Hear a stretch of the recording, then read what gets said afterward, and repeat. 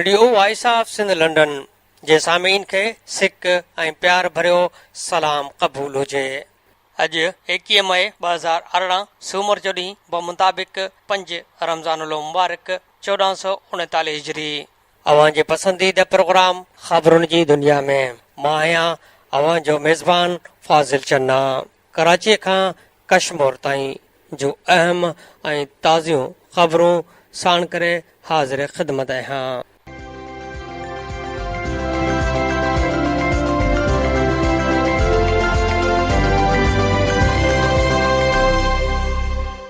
अॼु जी अहम ख़बर आहे त रिपोर्ट मुताबिक़ 19 में मिलियल मालूमात मूजिबि काल्ह कराची क्लब आॾो voice for missing person of Sindh जे ऐलानियल 72 कलाक जी बुख हड़ताल जारी हुई त मंझंदि खां पोइ कानून लागू कंदड़ इदारे रेंजर्स जे एहलकारनि कैंप ते चढ़ाई कई ऐं एहतजाजियुनि खे खंभण जी कोशिश कंदे सख़्ती कई, जंहिं ते बुख हड़ताल ते वेठलनि रुकावट विधी ऐं पुरअमन एहतजाज असांजो हक़ आहे इहो चई एहलकारनि खे साथी खंभण खां रोकण जी कोशिश कई ऐं 3 ॼणनि खे एहलकारनि खां छॾाए वरितो।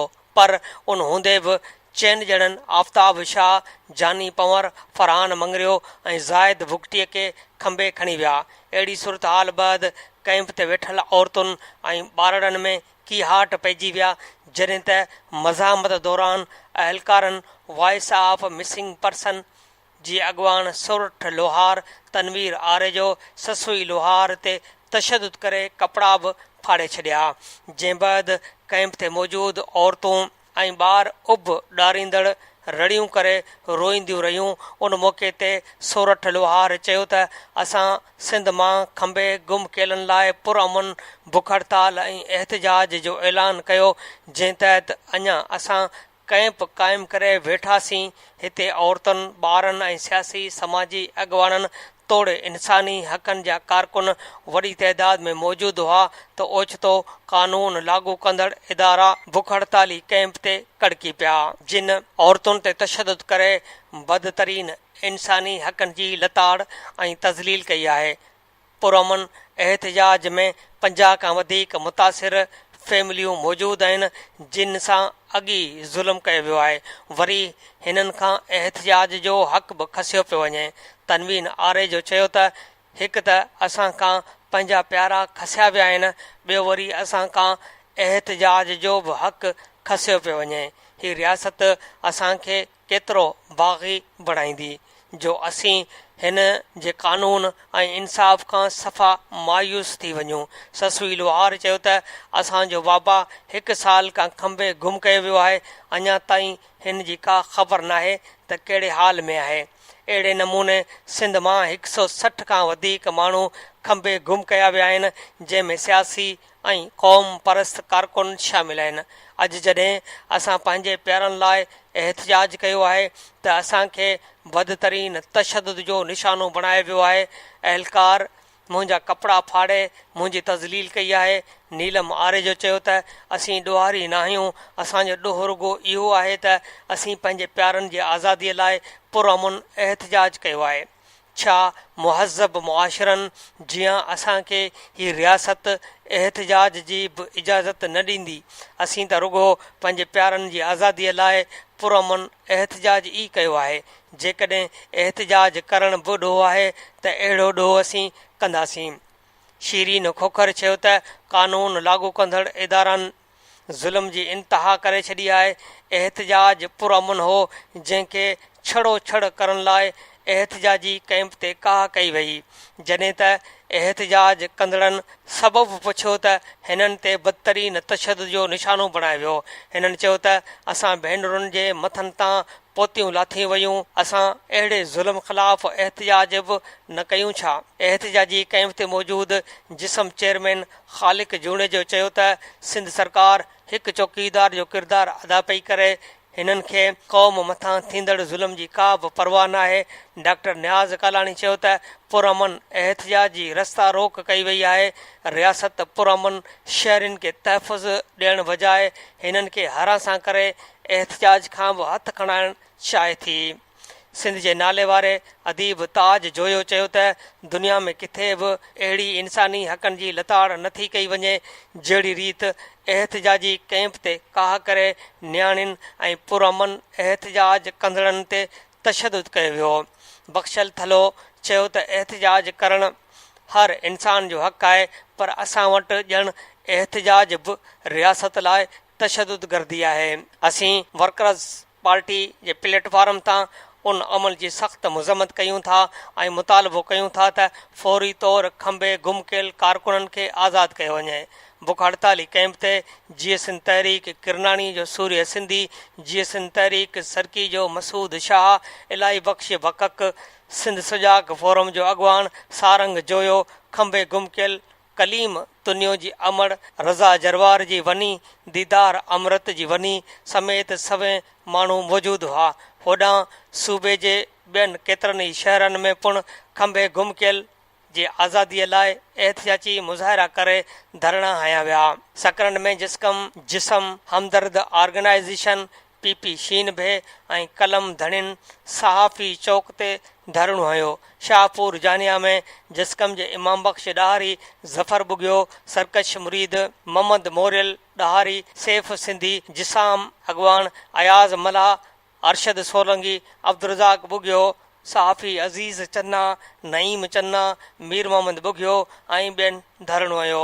मोरो में मुख़्तलिफ़ सियासी समाजी तंज़ीमनि पारां सिंध जे क़ौमी कारकुननि जी गुमशुदगीअ ख़िलाफ़ मोरो प्रेस क्लब आॾो एहतिजाजी मुज़ाहिरो कयो वियो, जिन जे हथनि में प्ले कार्ड ऐं बैनर हुआ। मुज़ाहिरीन जी अॻवानी जिस्कम जे आसिफ़ राहूजो ऐं नईम पीरज़ादो, अवामी वर्कर्स पार्टी जे कामरेड यूनिस राहू, SUP जे राजा GM कोराई, जिस्कम हारीसर जे कामरेड अशरफ लिगारी, शाहनवाज़ भट्टी, मोरो अवामी इतिहाद जे अशफाक पंवर, अयाज़ होशू, अमजद भट्टी, फंक्शनल मुस्लिम लीग जे असलम ऐं ॿियनि कई। मटियारी में बि सिंध यूनिवर्सिटी जे गोल्ड मेडलिस्ट शागिर्द गुलशेर टगड़ जी आज़ादीअ लाइ सिविल सोसाइटीअ तरफ़ां एहतिजाजी मुज़ाहिरो कयो वियो। एहतिजाजी मुज़ाहिरे जी अॻवानी STP जे मरकज़ी अॻवान ॼाम शौकत अबड़ो, सिविल सोसाइटी अॻवान रहमतुल्लाह तुर्क, सिकंदर सिंधी, शागिर्द गुलशेर टगड़ जे भाउ सिकंदर गुल टगड़, राजा चंड मंज़ूर मजीदाणो ऐं इमरान पंवर करे रहिया हुआ। मुज़ाहिरीन जो चवणु हो त गुलशेर टगड़ खे बिना कंहिं जवाज़ जे 9 महीना अॻु कराची मां खंबे गुम कयो वियो हो। हिन सिंध यूनिवर्सिटीअ मां 3 गोल्ड ऐं 1 सिल्वर मेडल माणे रिकॉर्ड क़ाइमु कयो।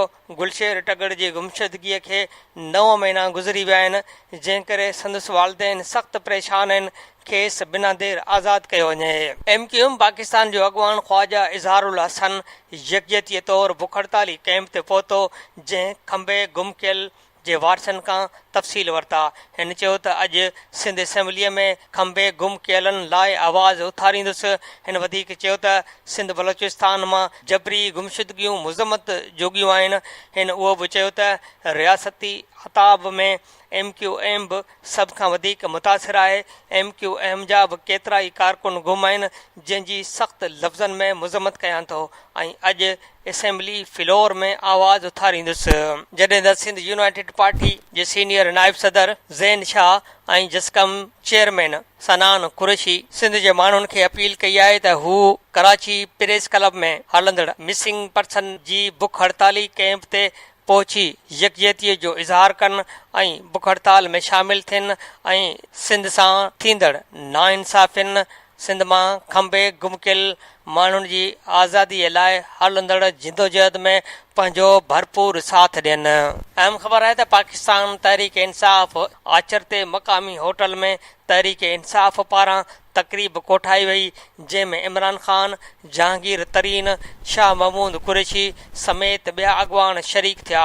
उन मौक़े ते तक़रीब में तहरीक इंसाफ़ जे चेयरमैन इमरान ख़ान पंहिंजे हुकूमत जो 100 ॾींहं जो प्लान पेश कंदे चयो आहे त 100 ॾींहं प्लान जो मक़सदु पॉलिसियुनि खे तब्दील करणु आहे। पाकिस्तान खे फलाही रियासत बणाईंदासीं। असांजो नज़रियो मदीने जी रियासत जो नज़रियो हूंदो। हिन चयो त 2013 में हुकूमत में अचूं हा त शायदि एतिरे क़दुरु तयारु न हुजूं हा जहिड़ीअ तरह हाणे आहियूं। असां वटि हुकूमत हलाइण जो 5 सालनि जो तजुर्बो आहे, घणो कुझु सिखियो आहे। मूंखे छो कढियो जो मतिलबु आहे त मां एतिरो ताक़तवर आहियां त कीअं कढियो। सभ खां पहिरीं ब्यूरोक्रेसी खे सियासत खां पाक करणो पवंदो। छा मदरसनि में पढ़ंदड़ शागिर्द इंजीनियर ऐं डॉक्टर नथा थी सघनि? सीपेक खां वधीक समुंड पार पाकिस्तानी असां लाइ फ़ाइदेमंद थी सघनि था। नून लीग वारा चवनि था त KPK में 1 अरब ॿूटा नाहिनि लॻा। खेनि शर्म अचणु घुर्जे। 100 ॾींहं वारे प्लान ते हर सूरत में अमल कंदुसि, भले हुकूमत हली छो न वञे। हिन चयो त असांजी हुकूमत जा शुरूआती 100 ॾींहं पार्टीअ जी अकासी कंदा त पार्टी कहिड़े रस्ते ते हली रही आहे। हिन चयो त अरबें रुपया चोरी करे चवनि था त मूंखे छो कढियो वियो। इहा ॻाल्हि उनखे ज़ाहिर करे थी त मुआशिरो केतिरो पोइते हलियो वियो आहे। हुकूमत मुल्क खे एतिरो कर्ज़ी करे छॾियो आहे जो कर्ज़ लाहिण जी सलाहियत ख़तमु करे छॾी आहे। हिन चयो त मदरसनि में 25 लख ॿारड़ा पढ़ी रहिया आहिनि, पर उन्हनि जो कंहिं नाहे सोचियो त उहे बि असांजा ॿारड़ा आहिनि। छा मदरसनि में पढ़ंदड़ ॿारड़ा इंजीनियर डॉक्टर नथा थी सघनि? हिन चयो त असांखे इदारनि खे ताक़तवर बणाइणो आहे। कंहिं बि इदारे में जज़ा ऐं सज़ा जो अमल ख़तमु थी वञे थो त उहो तबाह थी वञे थो। इमरान ख़ान चयो त करप्ट निज़ाम मां फ़ाइदो हासिल कंदड़ माफ़िया हर इदारे में वेठी आहे, पर असां हेठिएं तबिके खे मथे आणींदासीं ऐं उन लाइ सभ खां पहिरीं ब्यूरोक्रेसीअ खे सियासत खां पाक करणो पवंदो। हिन चयो त असां गवर्नेंस जो निज़ाम ठीकु कंदासीं। ज़राअत ऐं पाणी पाकिस्तान लाइ ज़रूरी आहे। ज़राअत में हाणे जल्द बहितरी आणे सघूं था। वधीक गुरबत बहिराड़ी में आहे। जॾहिं त शाह महमूद कुरैशी चयो त बलोचिस्तान में असां मरहम रखंदासीं ऐं दिलनि खे जोड़ींदासीं, जॾहिं त भटकियल माण्हुनि खे पंहिंजो कंदासीं ऐं पाकिस्तान जो हिसो बणाईंदासीं। हिन चयो त बलोचिस्तान सां वाइदा त घणा कया वञनि था, पर उहे पूरा नथा थियनि। हिन चयो त ॾखण पंजाब में एहसास महरूमी ख़तमु करण जो वक़्तु अची वियो आहे। ॾखण पंजाब खे ख़ुदि मुख़्तियार बणाईंदासीं। शाह महमूद कुरैशी चयो त फाटा खे पख्तूनख्वा में ज़िम करण लाइ कानून साज़ी कई वेंदी। PTI अॻवान मूजिबि नून लीग जे नीयत ते काल बि शक हो ऐं अॼु बि शक आहे, पर असां ॾखण पंजाब में इकनॉमिक पैकेज ॾींदासीं। PTI जे 100 ॾींहंनि वारी तक़रीब में असद उमर मुआशी प्लान जो ऐलान कयो। हिन चयो त नंढियुनि सनअतुनि खे पेरनि ते बीहारे नौकरियूं पैदा कयूं वेंदियूं ऐं 5 सालनि में 1 करोड़ नयूं नौकरियूं पैदा कंदासीं। हिन चयो त टैक्स जो बार बिजली ऐं गैस जूं क़ीमतूं घटाईंदासीं। वज़ीर आज़म हाउसिंग स्कीम तहत 50 लख घर ठाहींदासीं। हाउसिंग ऐं टूरिज़म खे हथी वठाइण सां रोज़गार जा मौक़ा पैदा थींदा ऐं 4 नवनि सियाहती हंधनि जो ऐलान कयो वेंदो। हिन चयो त गर्दशी कर्ज़ 225 अरब ताईं पहुची वियो आहे। FBR जे निज़ाम में सुधारा आंदा वेंदा। असद उमर चयो त पाकिस्तान स्टील मिल 2 सालनि खां बंदि आहे, पर असां स्टील मिल ऐं PIA खे ठीकु कंदासीं। मज़दूरनि जे भलाई लाइ लेबर पॉलिसी शुरू कंदासीं। 50 लख घरनि जी अॾावत लाइ पॉलिसी आणींदासीं। PTI अॻवान अरबाब शहज़ाद चयो त 100 ॾींहंनि जे प्लान तहत क़ौमी एहतसाब ब्यूरो खे मुकमल ख़ुदि मुख़्तियारी ॾिनी वेंदी। चोरी थियल क़ौमी नाणे खे वतन आणण लाइ ख़ासि टास्क फोर्स जोड़ी वेंदी। उन मौक़े ते शीरीन मज़ारी, परवेज़ खटक ऐं जहांगीर तरीन ॻाल्हाईंदे चयो त हारीअ खे ज़राअत में मुनाफ़ो ज़रई एमरजेंसी लागू कई वेंदी। हिननि चयो त ज़रई जिन्सनि में हारियुनि जो मुनाफ़ो वधाइण, डीज़ल ते टैक्स घटाइण, ज़राअत जा जदीद तरीक़ा मुतारिफ़ कराइण ऐं ॿियनि क़दमनि सां गॾु सब्सिडी खे मुअसर बणाइण लाइ तहरीक इंसाफ़ जी ज़रई पॉलिसी लागू कई वेंदी। हिन चयो त असां उन मुहिम में ख़ानगी शोबे जे राह हमवार करण लाइ कानून साज़ी कंदासीं। हिन चयो त पाकिस्तान खे ऐं खीर सां ठहियल मसनूआत में ख़ुदि कफ़ील बणाइण जो बि मनसूबो शुरू कयो वेंदो। हिन चयो त दयामीर ऐं भाषा डैम जी तइमीर में तेज़ीअ लाइ वज़ीर अज़म जे सरबराही में फौरी तौर ते नेशनल वाटर काउंसिल क़ाइमु कई वेंदी। अहम ख़बर आहे त सुजावल जूणे जो लॻ संजर भट्टी थाणे जे हद ॻोठ बखू सियाल में ओचितो ॿिनि भाउरनि अली मोहम्मद ऐं मंज़ूर सियाल जे घरनि खे बाहि लॻी वई। बाहि में 2 ॿारड़ा 14 वरनि जी फरीदा ऐं 7 वरनि जो वली मोहम्मद सियाल थॾे ते सड़ी फ़ौत थी विया, जॾहिं त ॿारनि खे बचाईंदे संदन पीउ अली मोहम्मद सियाल, माउ हुज़ूरा ऐं 2 धीअरूं खीर पियाक सोनिया हमीदा सियाल ऐं ॻोठ जो चङो मुड़ुसु सिराई इरशाद सियाल पिणु सड़ी ज़ख़्मी थी पिया, जॾहिं त ज़ख़्मियुनि खे लाड़काणे जे अस्पताल नियो वियो, जिते ज़ख़्मनि जा सूर न सहंदे खीर पियाक ॿारड़ी सोनिया फ़ौत थी वई। होॾां फ़ौती ॿारड़ियुनि जी माउ हुज़ूरा खे गणतीअ जोगी हालत में कराची नियो पियो वियो त रस्ते में ज़ख़्मनि जा सूर न सहंदे दम ॾिनो, जॾहिं त ॼाणायल अफ़सोसनाक वाक़े सबबि घरनि में कोहराम मची वियो। उन ॾिस में ॿुधायो वञे थो त फ़ौती ॿारड़े वली मोहम्मद जो ज़हनी तवाज़न ठीकु न हो, जंहिंखां रांदि खेॾंदे बाहि लॻी वई, जेको पिणु बाहि में सड़ी फ़ौत थी वियो। होॾां बाहि लॻण सबबि ॿिन्ही घरनि में पियल समूरो सामान सड़ी रख थी वियो ऐं 2 मेहूं पिणु सड़ी मरी वयूं। वाक़े जी इतला ते शहदाद कोट फायर ब्रिगेड अमलो बाहि विसाइण लाइ ॼाणायल हंधि पहुतो त उनखां अॻु 2 ॿारड़ा सड़ी फ़ौत थी चुका हुआ ऐं घर में रखियल समूरो सामान सड़ी रख थी चुको हो। वाक़े बैदि इलाइक़े में सोग वारी लहर पखिड़िजी वई आहे। होॾां बाहि जे अफ़सोसनाक वाक़े जे नतीजे में 3 मासूम ॿारनि जे सड़ी फ़ौत थियण तोड़े वालदेन समेत 4 जे सड़ी फ़ौत थियण बावजूदि मुतासिरनि ॾांहुं को बि सरकारी अमलदार तोड़े चूंडियल नुमाइंदो न पहुतो हो। नवाबशाह मां बाहि जी ख़बर आहे त ज़िले शहीद बेनज़ीराबाद जे तहलके दौड़ जे तारीख़ी ॻोठ दोलो में बिजलीअ जे तारनि मां ओचितो रहमतुल्ला पंवर जे घर खे लॻल बाहि जे शोलनि तेज़ हवाउनि सबबि 150 घरनि ते मुश्तमिल ॻोठ जे कचनि पकनि कखावनि घरनि खे पंहिंजे लपेट में आणे छॾियो, जंहिं जे नतीजे में मुख़्तलिफ़ ज़ातियुनि जे माण्हुनि जा 150 घर सड़ी ख़ाक में तब्दील थी विया। तेज़ हवाउनि सबबि ॻोठाणा घरनि मां सिर्फ़ जानियूं बचाए ॿाहिरि निकिरी आया। मुतासिर अल्ह तलह सड़ी वञण बैदि शदीद गर्मी ऐं काढ़े में घरनि भरिसां ज़मीन में खुलियल आसमान हेठि वेठल आहिनि, जॾहिं त एॾे वॾे हादसे बावजूदि हद जो MPA सलीम रज़ा जलबाणी, डिप्टी कमिश्नर नोमान सिद्दीक़ समेत असिस्टेंट कमिश्नर दौड़ बरवक़्त मुतासिरनि वटि वञी संदन का बि परगोर न लधी आहे। बाहि लॻण जे ख़तरनाक वाक़े में सिंध जे नामवर कालम निगार ऐं सीनियर सहाफ़ी अब्दाश पंवर जो घर ऐं संदसि हयाती जी जम पहुची मां जोड़ायल लाइब्रेरी पिणु मुकमल तौरु सड़ी रख थी वई आहे। अहम ख़बर आहे त रेंजर्स ॻुझे इतला ते पुराणी गोलीमार जे इलाइक़े वली मोहम्मद ॻोठ में हिकु ख़ाली प्लाट में दफ़न कयल हथियार ऐं गोलियूं हथ करण जी दावा कई आहे ऐं ॼाणायो आहे त इहे हथियार लियारी गैंग जे अज़ीज़ बलोच ग्रुप जे शरपसंदनि शहर में दहशतगर्दी ऐं बदअमनीअ लाइ गॾु कया हुआ। हथियारनि में 3 SMGs 12 मैगज़ीन 2 आवान बम ऐं 2500 खां वधीक गोलियूं आहिनि। अहम सुर्ख़ी आहे त अॻूणे वज़ीर आज़म नवाज़ शरीफ़ रायवन रोड केस में हिकु भेरो ॿीहर नेब आॾो पेश न थियो। नेब लाहौर नवाज़ शरीफ़ खे रायवन रोड खां जाती अमराव ताईं रोड जे गैर क़ानूनी तमीर ऐं अख़्तियारनि जी ग़लति इस्तेमाल जे इल्ज़ाम में तलब कयो हो, पर नवाज़ शरीफ़ पेश न थियो।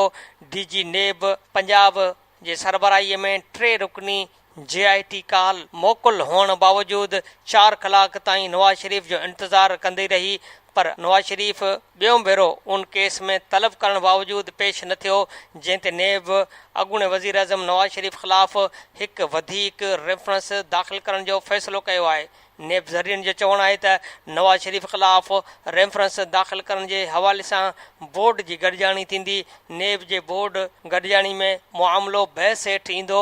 बोर्ड जूं सिफ़ारिशूं इस्लामाबाद हेडक्वार्टर मोकिलियूं वेंदियूं, जंहिं बैदि नेब हेडक्वार्टर नवाज़ शरीफ़ खे हिकु वधीक नोटिस मोकिलींदो या रेफरेंस दाख़िल करण जो हतमी फ़ैसिलो कयो वेंदो। अहम ख़बर आहे त रते देरो भरिसां मंगल देरो वासण 20 सालनि जी नौजवान शागिर्दाणीअ खे वोकेशनल स्कूल जे सरपरस्त आला पारां ब्लैकमेल करे 5 महीननि ताईं मुसलसल जिन्सी ज़्यादतीअ जो निशानो बणायो वियो आहे। शागिर्दाणीअ पारां हिकु दफ़ो ख़ुदकुशी करण जी कोशिश पिणु कई वई। ब्लैकमेलिंग मां तंग थी आख़िर शागिर्दाणीअ पाण सां थियल मुसलसल ज़्यादतीअ बाबति वारसनि खे ॼाण ॾिनी, जंहिं बैदि वारसनि लाशारी थाणे ते वाक़े जो केस दाख़िल करण लाइ पहुता। उन सिलसिले में मुबैना तौरु जिन्सी ज़्यादतीअ जो शिकार बणियल शागिर्दाणीअ जे मामे सहाफ़ियुनि खे ॿुधायो त मुंहिंजी भाणे जी मंगल देरो जे हिकु NGOs तरफ़ां हलंदड़ वोकेशनल ट्रेनिंग सेंटर, जंहिंजो सरपरस्त आला अताई डॉक्टर आहे, वटि भरत ऐं सिलाई कढ़ाईअ जो कमु सिखंदी हुई। हुनरी स्कूल जे संभालींदड़ औरत इंचार्ज सरपरस्त आला असांजे नियाणीअ जे अखियुनि जो इलाज कराचीअ मां मुफ़्त कराइण लाइ ज़ोर भरियो। असांजे नियाणीअ खे खेनि चयो त मूंखे घरां इजाज़त न मिलंदी, जंहिं ते स्कूल जे इंचार्ज चयो त तोखे घरां इजाज़त मां थी वठी ॾियां। स्कूल जे इंचार्ज असांजे घर आई ऐं नियाणी जे अखियुनि जे इलाज लाइ मोकल वरिती। हिकु ॾींहुं कराचीअ में रहण बैदि वापसीअ ते अताई डॉक्टर नशे जी दवा खाराए असांजे नियाणीअ सां जिन्सी ज़्यादती कई ऐं उन जूं वीडियो क्लिप्स ठाहियूं ऐं फ़ोटू कढिया। घर पहुचण ते अताई डॉक्टर असांजे नियाणीअ ॾे फ़ोटू व्हाट्सअप कया ऐं ॿीहर मिलण लाइ ज़ोर भरियो, पर हिन स्कूल वञणु छॾे ॾिनो हो। अताई डॉक्टर खेसि व्हाट्सअप ते चैट ज़रिए ज़ोर भरियो त मूंसां मिल, ॿी सूरत में तुंहिंजूं इहे तस्वीरूं ऐं वीडियो क्लिप्स इंटरनेट ते ॾेई छॾींदुसि। उन ब्लैकमेलिंग में अताई डॉक्टर मुसलसल 5 महीननि ताईं शागिर्दाणीअ खे जिन्सी ज़्यादतीअ जो निशानो बणाईंदो रहियो। नेठि मुतासिर शागिर्दाणीअ तंग थी ख़ुदकुशीअ जी कोशिश कई, जंहिंखे घर भातियुनि रोके वरितो ऐं ख़ुदकुशी करण जो सबबु मालूम करण ते नियाणीअ असां घर भातियुनि खे अताई डॉक्टर जे ज़ुल्म जो सॼो दास्तान ॿुधायो, जंहिं बैदि असां राजूनी तौरु कठु छॾायो, पर अताई डॉक्टर ॻोठ मां फ़रार थी वियो ऐं लाशारी थाणे ते वाक़े जो केस दाख़िल कराइण आया आहियूं। होॾां SHO नूर मोहम्मद मुक़ैरी चयो त FIR जवाबदार अताई डॉक्टर ऐं स्कूल इंचार्ज मथां दाख़िल कयो वियो आहे। जवाबदार अताई डॉक्टर खे गिरफ़्तार कयो वियो आहे, जेको पुलिस हिरासत में आहे, जॾहिं त जिन्सी ज़्यादतीअ जो शिकार बणियल नारी जो मेडिकल कराइण लाइ लेटर ॾिनो वियो आहे। उन सिलसिले में शागिर्दाणीअ सहाफ़ियुनि सां ॻाल्हाइण वक़्तु तमामु हिसियल हुई। संदसि अखियुनि में लुड़क हुआ। सुरखनि सां सहाफ़ियुनि खे हथ ॿधी सिर्फ़ु एतिरी इल्तिजा कई त मूंसां ज़ुल्म थियो आहे, मूंखे इंसाफ़ घुरिजे। होॾां वाक़े जो सूबाई घरू वज़ीर सोहेल अनवर सियाल नोटिस वरितो आहे ऐं SSP लाड़काणो खे कार्रवाई करण जो हुकुम ॾिनो आहे। अहिड़े हुकुम मिलण बैदि FIR में जवाबदार ॼाणायल वोकेशनल स्कूल जे इंचार्ज खे पिणु गिरफ़्तार कयो वियो आहे। ॾोकिरीअ मां ख़बर आहे त कंबर में हादसे जो शिकार नींगर जो लाश कार सवार ॾोकिरीअ भरिसां मुसाफ़िर खाने में छॾे फ़रार थी विया। सिहड़ पुलिस नींगर जो लाश ॾोकिरी इस्पताल में पोस्टमार्टम लाइ खणाई आई। होॾां सिहड़ पुलिस मीडिया खे ॿुधायो त असांखे सामटिया ॻोठ जे ॻोठाणनि इतला ॾिनो त मुसाफ़िर खाने में हिकु नींगर जो लाश पियल आहे। सामटिया बस स्टॉप जे मुसाफ़िर खाने ते पहुची नींगर जूं तस्वीरूं सोशल मीडिया ते रखियूं।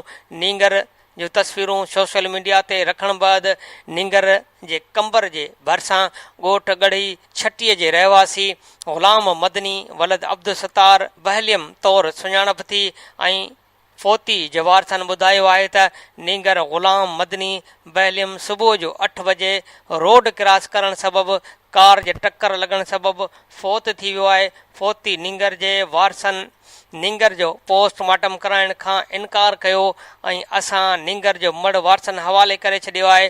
फोती निंगर जा वारिस ॾोकरी अस्पताल पहुची विया। उन मौक़े ते फोतीअ जे पीउ अब्दुल सत्तार बहलियम मीडिया खे ॿुधायो त सुबुह 8 बजे मुंहिंजो पुटु ग़ुलाम मदनी पंहिंजे भाउरनि सां गॾु ज़मीन ते मानी खणी रोड क्रॉस करे रहियो हो त ॻाढ़े रंग जी कार जो टकर लॻण सबबि ज़ख़्मी थियो। हिन चयो त कार में नामालूम सवारनि मुंहिंजे पुट खे कार में खणी विया। असां लाड़काणे ऐं कंबर जे समूरनि इस्पतालनि में ॻोल्हा कई। बाद में सोशल मीडिया जे मदद सां ख़बर पई मुंहिंजे पुटु ज़ख़्मनि जा सूर न सहंदे फ़ौत थी वियो आहे ऐं मुंहिंजे पुट जो लाश ॾोकरी इस्पताल में पियल आहे। हिननि चयो त असांजी कंहिंसां का दुश्मनी न आहे। असां ग़रीब मिसकीन आहियूं, पोरियो करे गुज़र सफ़र कंदा आहियूं। होॾां वारसनि पारां फोती निंगर जो पोस्टमार्टम कराइण खां इनकार कंदे निंगर जो लाश अबाणे ॻोठ खणाए विया। अहम सुर्ख़ी आहे त जरवार में इलाज दौरान ॻोठाणो फ़ौत, डॉक्टर फरार थी वियो। धरणो ऐं एहतियाती मुज़ाहिरो। ॾंदनि में सूर पवण ते 42 वरनि जो ॻोठाणो सरदार भोजदार अताई डॉक्टर मोहब भोजदार वटि आयो। अताई डॉक्टर खेसि इंजेक्शन हई त बेहोश थी वियो ऐं 10 मिंटनि बैदि फ़ौत थी वियो। वाक़े बैदि अताई डॉक्टर क्लिनिक छॾे फरार थी वियो। जरवार थाणे आॾो वारसनि जो लाश रखी धरणो। पुलिस लाश इस्पताल आंदो वियो। पोस्टमार्टम कराइण बैदि लाश वारसनि हवाले कयो वियो। उन मौक़े ते डॉक्टर जो भाइटो रजब भोजदार गिरफ़्तार कयो वियो।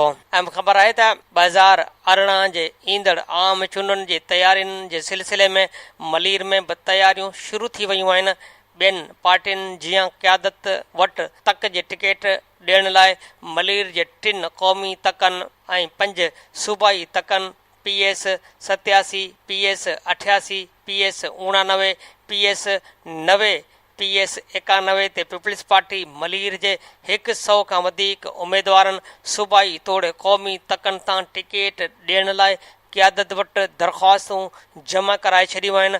पीपल्स पार्टीअ जे टिकेटुनि जे उमेदवारनि में MNA हकीम बलोच PP ज़िले मलीर जो सदर ऐं MPA मुर्तज़ा बलोच, MPA ऐं ज़िले मलीर जो general secretary Sajid Jokhio, PP Karachi division जो vice chairman Raja Razzaq Baloch, district council member Jam Abdul Karim Jokhio, Saleem Baloch, district council member Nazir Ahmed Bhutto, district council member Mir Abbas Talpur, PPPS 131 जो जनरल सेक्रेटरी कादिर बख्श बलोच, अगुणो MPA हाजी मुज़फ़र शुजरा, अगुणो MPA Mahmood Alam Jamot, district council vice chairman Rafiq Daud Jat, Agha Rafiullah अमीर जत, district municipal corporation chairman Jan Mohammad Baloch, Adeel Akhtar Sheikh, advocate Riaz Ahmed Lund, Muzammil Shah,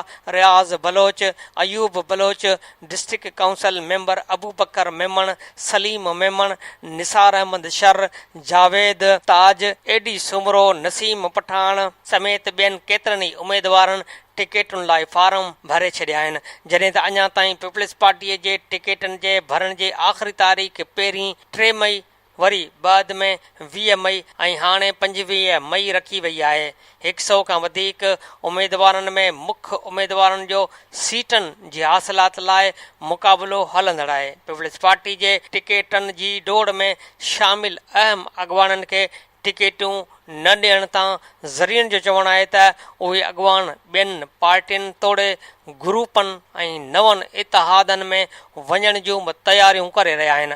peoples party जी क़यादत त केतिरनि ई उमेदवारनि खे सिधी तरह जवाबु पिणु ॾेई छॾियो आहे। उन बावजूद बि कुझु अॻवान टिकेटुनि जी डोड़ में शामिल आहिनि। ज़रियनि जो चवणु आहे त टिकेटुनि जी विरासत में सूबाई तोड़े क़ौमी सीटुनि ते ईंदड़ आम चूंडनि में पीपल्स पार्टी जे प्लेटफार्म तां सूबाई तोड़े क़ौमी तकनि ते नवनि चहिरनि खे बि आणण जूं तयारियूं जारी आहिनि। घोटकीअ मां अहम ख़बर आहे त PPMPA बारी पिताफ़ीअ जे शरण जो वोट टोड़ण ऐं क़यादत वटि पंहिंजा नंबर ठाहिण वारी कोशिश नाकाम थी वई आहे। कुझु ॾींहं अॻु बारी पिताफ़ी वॾी कोशिश बैदि शरण जे चीफ सरदार सॾराईंदड़ अकबर शर जे PP अॻवान मैडम फरियाल टालपुर सां मुलाक़ात कराई हुई ऐं उन मुलाक़ात जा फ़ोटू मीडिया में ॾियारिया विया हुआ। मुलाक़ात दौरान अकबर शर फरियाल आॾो उन अज़म जो इज़हार कयो हो त हू ईंदड़ इलेक्शन में PP जी भरपूर हिमायत कंदो। मोट में फरियाल टालपुर खेसि ईंदड़ हुकूमत में कंहिं न कंहिं तरीक़े सां नवाज़ण जो आसरो बि ॾिनो हो। बारी पिताफ़ी अकबर शर जे फरियाल टालपुर सां मुलाक़ात करण बैदि जिते पार्टी क़यादत आॾो इहे नंबर ठाहिण जी कोशिश कई त हिन शर बिरादरीअ जो अधो अधु वोट महर खां टोड़े PP सां मिलायो आहे। उते हिन उन मुलाक़ात सां शहरयार खे पिणु उहो मैसेज करायो त तूं महर सां बीहंदे त तुंहिंजे रंधिणे में बि रोलो विझी छॾींदासीं। पर जॾहिं अकबर शर जे फरियाल सां मुलाक़ात ते शर बिरादरी जे अक्सरियत तरफ़ां सख़्त क़िस्म जो मनफ़ी रद्द अमल आयो ऐं शरनि पारां मथसि उहो वाज़े कयो वियो त जेकॾहिं हू मुख़ालिफ़नि जे हथनि में खेॾंदे शर बिरादरी जे वलर खां ॿाहिरि निकिरी शर या शर जे मुख़ालिफ़ लॾे सां बीठो त खेसि कुझु बि न पले न पवंदो ऐं हू बिरादरीअ में रही सही इज़त बि विञाए वेंदो। अहिड़े रद्द अमल बैदि अकबर शर वरी कलाबाज़ी खाईंदे PP सां 100% वफ़ादार थी बीहण वारे अटल इरादे तां हटी वियो आहे। हिन ओबाड़े वारे सूबाई सीट ते PP उमेदवार जाम महताब ॾहर जी मुख़ालिफ़त ऐं PTI जे उमेदवार शहरयार शर जी हिमायत करण जो ऐलान करे छॾियो आहे। उन ॾिस में अकबर शर जे पुट मीर ख़ान शर समाजी राबतनि जे वेबसाइट ते पिणु पधराई जारी कई आहे जंहिंमें हिन ॼाणायो आहे त बाबाजी फरियाल सां इतफ़ाक़ी मुलाक़ात थी आहे। चूंडुनि में हू शहरयार शर जी हिमायत कंदा। जुॾे मां अहम ख़बर आहे त जुॾे शहर में पीअण जे पाणीअ जो बहिरान शिदत इख़्तियार करे वियो। टाउन इंतिज़ामिया जी नाअहली ऐं ग़फ़लत करे वाटर सप्लाई जा तलाउ सुकी विया। रमज़ान शरीफ़ जे महीने में शहर जो पाणी मुकमल बंदि थियण बैदि शहरी पाणीअ जे फुड़े फुड़े लाइ तरसण लॻा। जुॾो ऐं बरपासे पाणीअ जी खोट ख़िलाफ़ आबादगारनि शहरियुनि जी शटर बंदि हड़ताल ऐं धरणनि जो ऐलान। अख़्तियारिन को नोटिस नाहे वरितो। जुॾो टाउन इंतिज़ामिया तलाउनि सुकी वञण जो ख़तरे वारो सायरन वॼाईंदे रमज़ान शरीफ़ जे भलारे महीने में 3 ॾींहंनि खां शहर जे मुख़्तलिफ़ इलाइक़नि ग़ुलाम हुसैन कॉलोनी, आशिक़ कॉलोनी, खोसा पाड़ो, हाशिम कॉलोनी, ईदल पाड़ो, आबिद कॉलोनी खे पीअण जे पाणीअ जी सप्लाई मुकमल तौरु बंदि करे माण्हुनि जी ज़िंदगी मफ़लूज बणाए छॾी। सवें शहरिन मसूम ॿारनि समेत टाउन ऑफिस अॻियां टायरनि खे बाहियूं ॾेई मेन रोड ब्लॉक करे धरणा हणी रातियूं जागी गुज़ारण ते मजबूर आहिनि।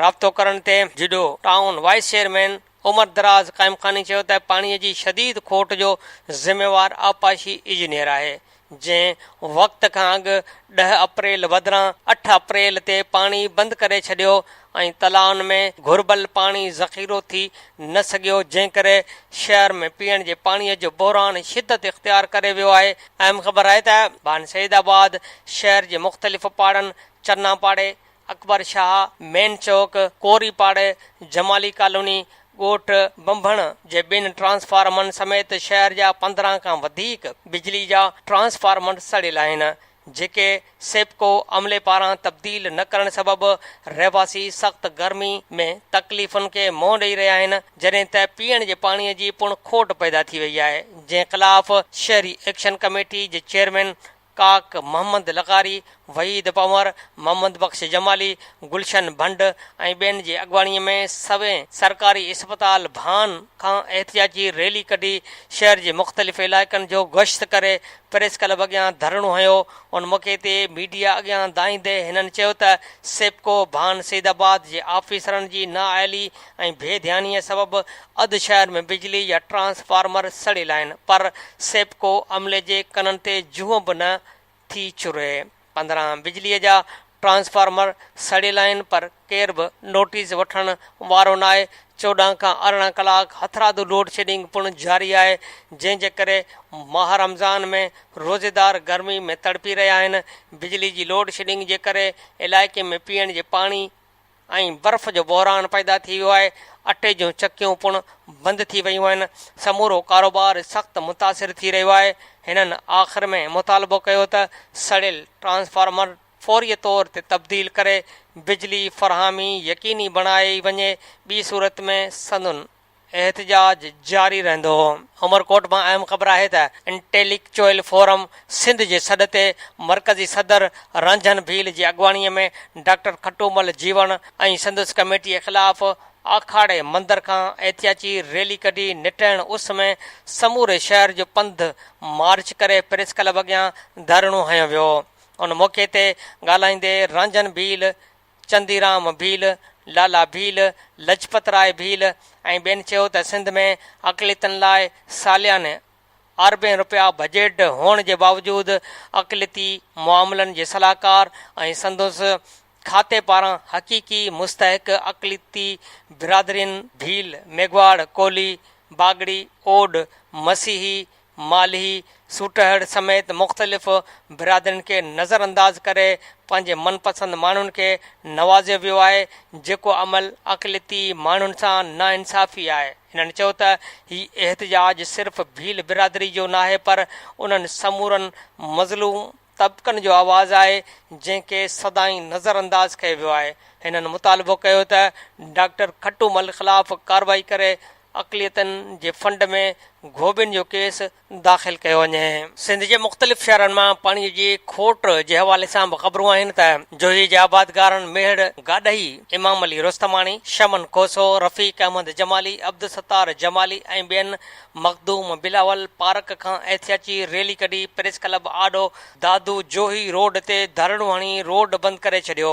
उन मौक़े ते आबादगार अॻवाननि आपाशी खाते जे engineer Mohammad Ali Zardari, store keeper Ghulam Rasool ऐं ड्राइवर बशीर मेमन ख़िलाफ़ सख़्तु नारेबाज़ी कंदे इल्ज़ाम हयो त जोही ब्रांच जे रीमॉडलिंग जा करोड़े रुपया खाइण बैदि हाणे ब्रांच जे खाटीअ लाइ आयल 70 लख फॿाइण लाइ ड्राइवर बशीर मेमन अॻूणी तारीख़ में बिल ठाहे मथां छॾियल पाणीअ जोही ब्रांच जे पुछड़ीअ जे आबादकारनि खे ॾियण बदिरां सिंध जे वॾे वज़ीर मुराद अली शाह जे सेवण जे शाख़ुनि में छॾे ॾिनो आहे, जंहिं करे जोही ब्रांच जे पुछड़ीअ में पाणीअ बदिरां वारी उॾामी रही आहे। लखें रुपयनि जा पोखियल फसल सुकी तबाह थी विया आहिनि। हिननि चयो त नेब समेत समूरनि इदारनि खे लिखियो आहे त रुगो ड्राइवर बशीर अहमद मेमन जी मिल्कियत जी जांच कराई वञे त वॾा फाट फाटंदा। भान सैदाबाद वेझो दाइम ब्रांच मां निकिरंदड़ अख़तड़ शाख खे आपाशी अख़्तियारनि पारां पको करण जो जवाज़ ॼाणाए बंदि करण ख़िलाफ़ मक़ामी आबादगारनि ऐं ॻोठाणनि अली मोहम्मद जमाली, बख्शल जमाली, अली गुल बिरोही, हाजी ख़ान बिरोही, लोंग शेर रंग ऐं ॿियनि जी अॻवाणीअ में आबसाणी लिंक रोड ते एहतियाती मुज़ाहिरो करे धरणो हयो। उन मौक़े ते आबादगारनि दाईंदे चयो त 2 महीना वाराबंदीअ सबबि पाणी बंदि हो, हींअर वरी शाख पकी करण जी आड़ में शाख खे बंदि कयो वियो आहे। हिननि चयो त शाख बंदि थियण सां हज़ारें एकड़ ज़मीन जी पोखाई मुतासिर थींदी ऐं आपाशी इंतिज़ामिया खे वाराबंदीअ दौरान शाख पको करण जो ख़्यालु न हो, हाणे असांजो पाणी बंदि कयो वियो आहे। हिननि चयो त शाख पके थियण खां पोइ असांखे मिलंदड़ पाणी बि बंदि थी वेंदो। शाख पकी करे ॾियण बदिरां पाणी पहुचायो वञे। गुजे भरिसां बाअसर ज़मींदार पारां नारे छछ मां निकिरंदड़ तारकी ऐं के बि समाल जो पाणी बंदि करण ख़िलाफ़ मुतासिर आबादगारनि गजे शहर में एहतियाती मुज़ाहिरो करे प्रेस क्लब गजे आॾो क़ौमी शहरा ते निटण में धरणो हयो। आबादगारनि हुसैन जावरी, गुल हसन हालाणी, भिरियो हालाणी, पीर हनीफ़ शाह, असगर लटाई, गुल ख़ासकेली, हनीफ़ मला, सलीम पंवर, मोहम्मद ख़ान कलमती, हुसैन अली शाह, इमाम ॾिनो शाह ऐं ॿियनि एहतियात कंदे चयो त बासर ज़मींदार ॾाढ मुड़सी कंदे नारे छछ कैनाल मां RD 74 जे टेल वटां निकिरंदड़ के बि समाल ऐं तारकी वाह जा धिका गैर क़ानूनी तौर ते टोड़ाए छॾिया आहिनि, जंहिं सबबि के बि समाल ऐं तारकी नाले में पाणीअ जी फ़राहमी बंदि थी वई आहे। हिननि चयो त नालियुनि में पाणी बंदि थियण सबबि संदुनि ज़मीन शदीद मुतासिर थी वेंदियूं, जंहिं करे संदुनि लखनि रुपयनि जो फ़सुलु तबाह थी वेंदो। हिननि चयो त मसइलो हल न थियो त क़ौमी शहरा ते धरणो हयो वेंदो। ॻाढ़ो वेझो ख़ानानी शाख जे पूछड़ीअ में गुज़िरियल 7 महीननि खां पाणी न हुजण ऐं मुंड जे ज़मींदारनि जे वाटर कोर्सनि जो गैर क़ानूनी साइज़ वधाइण ख़िलाफ़ पूछड़ जे आबादगारनि रजब अली मक्सी, ग़ुलाम मुस्तफ़ा जत, सुमार बलोच, अली मला, असकर जत, हुसैन जत ऐं ॿियनि जी अॻुवाणीअ में आबादगारनि एहतियाती मुज़ाहिरो करे शदीद गर्मीअ में 1 कलाक ताईं धरणो हयो। और मौक़े ते आबादगारनि मुतालबो कयो त ख़ानानी शाख ते गैर क़ानूनी वाटर कोर्सनि जी साइज़ जो फौरी नोटिस वठी जांच कराए ज़िम्मेवारनि ख़िलाफ़ क़ानूनी कार्रवाई करे पूछड़ी जे आबादगारनि सां इंसाफ़ कयो वञे। बदीन जे शाखुनि में बि पाणीअ जी खोट ख़िलाफ़ आबादगारनि जूं दाहूं। 5 महीननि खां पाणीअ खोट सबबि सारियुनि जो बेजारो बि नाहियूं पोखे सघिया। आबादगारनि चयो त फ़सुल सड़ी तबाह थी विया आहिनि, पीअण जो पाणी बि फ़राहम न थी रहियो आहे ऐं तड़पी रहिया आहियूं। बदीन जे वाहन ऐं शाखुनि में पाणी ॾेई तबाह थियण खां बचायो वञे न त ॿी सूरत में एहतिजाज जो रुख़ कंदासीं। फज़ल शाख जे लाइनिंग जे कम में करप्शन ख़िलाफ़ लाइनिंग वारो कमु बहितर नमूने न थियण सबबि मुंड वारा वाटर कोरस टंगिजी विया आहिनि। बेड खे माप खां घटि रखण सबबि पहिरियों पाणी छॾण शर्त मोगन वटां रोणियूं पवण शुरू थी वियूं आहिनि। इन्हनि चीफ जस्टिस ऐं नेब खां मुतालबो कयो त करप्ट अमलदारनि ख़िलाफ़ कार्रवाई करे लाइनिंग जो कमु बहितर करायो वञे। खिपरो वाह में महीनों बैदि पाणी अचण बैदि SDO अपाशी खिपरो शाहिद मेमण, दारोगन मुराद मरी, दोस्त मोहम्मद दरस ऐं अकबर बंबरो ऐं खाई शाख जे आबादगारनि हाजी हाशिम मरी, सेठ पेसूमल कोस्तानी ऐं यूसी खाई जे चेयरमैन सोहबत मरी समेत वॾे अंग में नंढनि आबादगारनि गॾियल इजलास में शिरकत कई। इजलास में उन ॻाल्हि ते इतफ़ाक़ कयो वियो त खाई शाख में पाणीअ जी शफ़ाफ़ विरासत ऐं पुछड़ी वारनि जे दाहुनि जे अज़ाले लाइ शाख तां गैर क़ानूनी लिफ्ट मशीनूं हटाए पाणी चोरी जी इजाज़त न ॾिनी वेंदी। गंबट जे शाखुनि में बि पाणीअ जी खोट ख़िलाफ़ पैदल मार्च ऐं धरणो हयो वियो। गंबट तहलके जे वाहन ऐं शाखुनि में पाणीअ जो फुड़ो बि न हुजण करे हज़ारे एकड़नि ते बीठल फ़सुल सड़ी वियो। सवें आबादगारनि पैदल मार्च करे रेड़ी खेड़ा लिंक रोड 5 नंबर शाख वटि एहतियाती मुज़ाहिरो करे धरणो हयो। उन मौक़े ते अब्दुल सत्तार उजण, निसार अहमद उजण, करीम ॾिनो उजण, ज़ाहिद अली उजण, मुजाहिद अली उजण, आंदल ख़ान उजण ऐं ॿियनि चयो त SDO आपाशी मजीद नारे जो बासरनि खां पैसा वठी वॾ पग खां दरवाज़ा बंदि करे हज़ारे एकड़ फ़सुल खे हथ वठी नुक़सान ॾेई रहियो आहे। बासर लखें रुपया रुश्वत एवज़ ॿियनि आबादगारनि जो पाणी बंदि करायो आहे। पाणी न हुजण करे ताज़ो पोखियल वोण, कमंद, ज्वर, मकई ऐं भाॼियूं सड़ी वियूं आहिनि। वाहन ऐं शाखुनि जे कपड़नि तां गैर क़ानूनी काठ विकिरो कयो वञे पियो।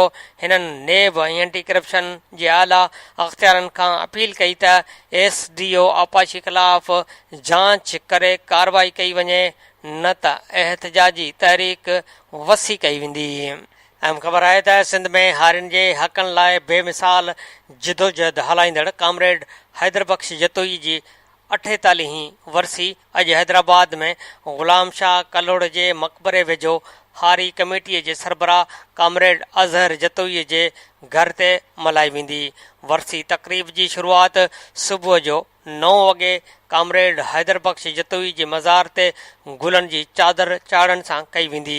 11 वॻे क़ुरान ख़ानी थींदी ऐं 12 वॻे सिंध हारी कमेटीअ तरफ़ां कामरेड अज़हर जतोईअ जी अॻवानीअ में जलसो थींदो, जंहिंमें क़ौम परस्त ऐं हारी अॻवान ख़िताब करे कामरेड हैदर बख्श जतोईअ जे हारियुनि बाबति कयल जिदोजहद ते रोशनी विझंदा।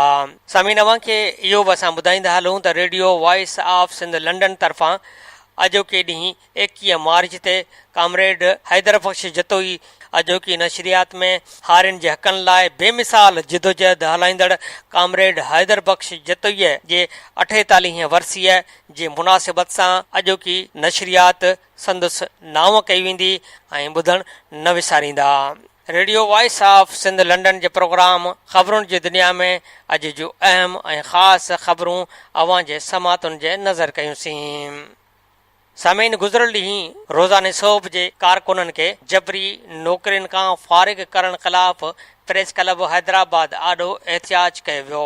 उन मौक़े ते इमदाद सेलरो, धणी बख्श सोलंगी, नवीद मलक ऐं ॿियनि radio voice of Sindh London जे डायरेक्टर करंट अफेयर सां ॻाल्हि ॿोल्हि कई आहे, जेका सामीन जे ख़िदमत में पेश करे रहिया आहियूं। सामीन, radio voice of Sindh London तां जो मेज़बान जाफ़र मेमण। सामीन, गुज़िरियल ॾींहं खां वठी सोशल मीडिया ते अव्हांखे इहे ॻाल्हियूं ॿुधण में मिलंदियूं हूंदियूं ऐं ॾिसण जे लाइ बि उहे शयूं अञा ताईं सोशल मीडिया ते मौजूदु आहिनि त सिंध जी हिकु अहम अख़बार सोब मां काफ़ी कारकुननि खे कढियो वियो आहे।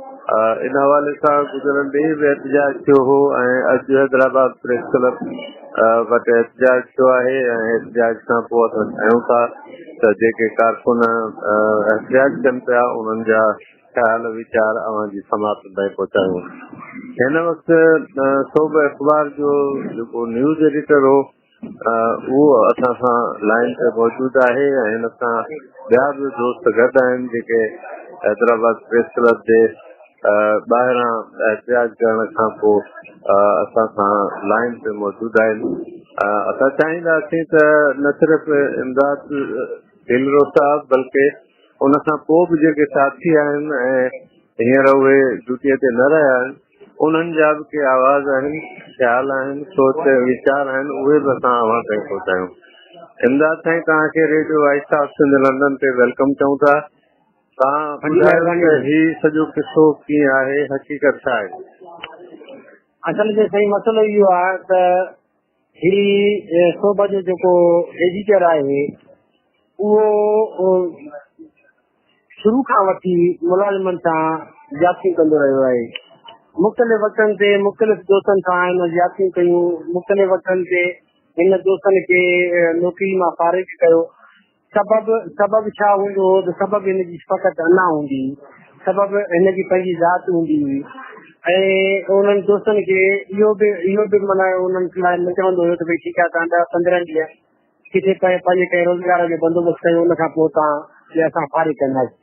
हू या त मैसेज करे चवंदो सुभाणे खां वठी इदारे में न अचिजो, या त साम्हूं चवंदो हुयो। मामूली ग़लती ते हर इदारे में ग़लती थींदियूं आहिनि, प्रूफनि जूं ग़लती थींदियूं आहिनि, हेडगुनि जूं ग़लती थींदियूं आहिनि। को बि इदारो पाक कोन्हे, को बि इदारो जेको आहे मुकमल तौर परफेक्ट कोन्हे। वॾा इदारा इवन जान आहे, जंग आहे, उन्हनि इदारनि में बि ग़लती थींदियूं आहिनि। असांजे साम्हूं असां 15-18 साल 20 साल ख़िलाफ़त कया आहिनि, उनमें अलाए केतिरा दफ़ा जंगी ख़बर ॾिठो आहे, साॻी ख़बर साॻे पेज ते ॿ दफ़ा लॻियल हूंदी आहे, पर उनजे बावजूद बि उहे मुहज़ब इदारा आहिनि, उते मुहज़ब माण्हू वेठा आहिनि, उहे इंसान जी उनखे ग़लती तस्लीम करे इहो चवंदा आहिनि त ठीकु आहे भाई इहा आईंदा ग़लती न थियणु खपे। पर हिते जेकॾहिं के मामूली क़िस्म जी का ग़लती थिए त या त उनजी जेको आहे घुराए बेइज़ती कई वेंदी कंदो आहे ही जाली क़िस्म जो माण्हू, या त हुनखे चवंदा भई सुभाणे खां न अचिजे, सबबु कुझु बि न, उहो वीचारो हलियो वेंदो आहे। असां सभु दोस्त अलाए केतिरा हिन माण्हू उन इदारे मां कढिया।